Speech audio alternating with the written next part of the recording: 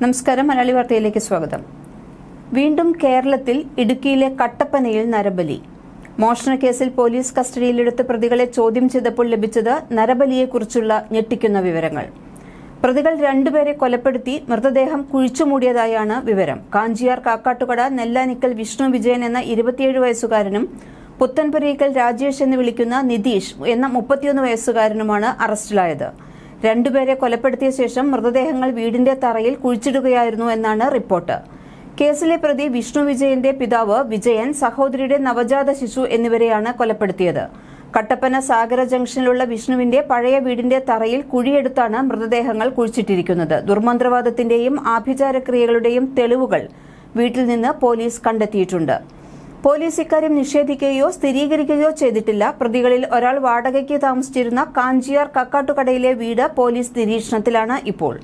മോഷണക്കേസിൽ പിടിയിലായ യുവാക്കളിൽ പരിക്കേറ്റയാൾ ആശുപത്രിയിൽ ചികിത്സയിലും മറ്റേയാൾ റിമാൻഡിലുമാണ്. വീട് പരിശോധിച്ചപ്പോൾ ദുർമന്ത്രവാദത്തിന്റെയും ആഭിചാരക്രിയകളുടെയും തെളിവുകൾ പോലീസിന് ലഭിച്ചതായും വിവരമുണ്ട്. ഇതേ തുടർന്ന് നരബലിയുമായി ബന്ധപ്പെട്ട അഭ്യൂഹങ്ങൾ പ്രചരിക്കുന്നു. വിഷ്ണുവിന്റെ സുഹൃത്തായ നിതീഷ് പൂജാരിയാണ്. നിതീഷിന് വിഷ്ണുവിന്റെ സഹോദരിയിലുണ്ടായ കുട്ടിയെയാണ് കൊന്നത്.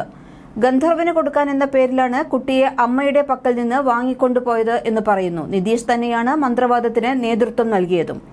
കട്ടപ്പന സാഗര ജംഗ്ഷനിലുള്ള വിഷ്ണുവിന്റെ പഴയ വീടിന്റെ തറയിൽ കുഴിയെടുത്താണ് മൃതദേഹങ്ങൾ കുഴിച്ചിട്ടിട്ടുള്ളത്. ശനിയാഴ്ചയാണ് നഗരത്തിലെ വർക്ക്ഷോപ്പിൽ മോഷണം നടത്തിയ കേസിൽ വിഷ്ണുവിനെയും നിതീഷിനെയും കട്ടപ്പന പോലീസ് കസ്റ്റഡിയിലെടുത്തത്. നഗരത്തിൽ ഓക്സിലിയം സ്കൂൾ ജംഗ്ഷന് സമീപത്തെ വർക്ക്ഷോപ്പിൽ പുലർച്ചെയാണ് യുവാക്കൾ മോഷണത്തിന് എത്തുന്നത്. യാത്ര കഴിഞ്ഞ് യാദൃശ്ചികമായി ഈ സമയം സ്ഥലത്തെത്തിയ സ്ഥാപന ഉടമ വേലായുധന്റെ മകൻ പ്രവീണും സുഹൃത്ത് തോംസണും ശബ്ദം കേട്ടാണ് വർക്ക്ഷോപ്പിലേക്ക് ചെന്നത്.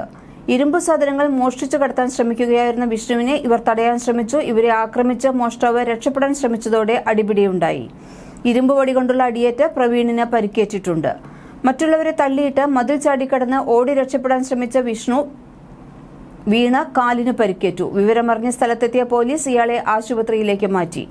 കാലിന് പൊട്ടലുള്ളതിനാൽ വിഷ്ണുവിനെ കോട്ടയം മെഡിക്കൽ കോളേജ് ആശുപത്രിയിൽ പ്രവേശിപ്പിച്ചു. വിഷ്ണുവിന്റെ സഹായിയായി വർക്ക്ഷോപ്പിന് പുറത്തുണ്ടായിരുന്ന രാജേഷ് സ്ഥലത്ത് നിന്ന് കടന്നുകളഞ്ഞുവെങ്കിലും ഡിവൈഎസ്പിയുടെ നിർദ്ദേശപ്രകാരം നടത്തിയ അന്വേഷണത്തിൽ ഇയാളെയും പിടികൂടിയിട്ടുണ്ട്.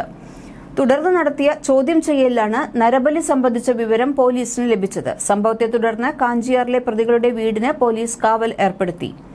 2022 ഒക്ടോബർ 11 കേരളത്തെ ഞെട്ടിച്ച് ഇലന്തൂർ നരബലി പുറത്തറിഞ്ഞത്. കേസിലെ പ്രതികളായ പെരുമ്പാവൂർ സ്വദേശിയായ മന്ത്രവാദി മുഹമ്മദ് ഷാഫി എന്ന 53 വയസ്സുകാരനും പാരമ്പര്യ തിരുമുമൈദൻ ഇലന്തൂർ പുളിന്തിട്ട ആഞ്ഞിലിമൂട്ടിൽ കടക്കംപള്ളിയിൽ ഭഗവത് സിംഗ് എന്ന 71 വയസ്സുകാരനും ഭാര്യ ശൈല എന്ന 67കാരിയുമാണ് അറസ്റ്റിലായിരുന്നത്.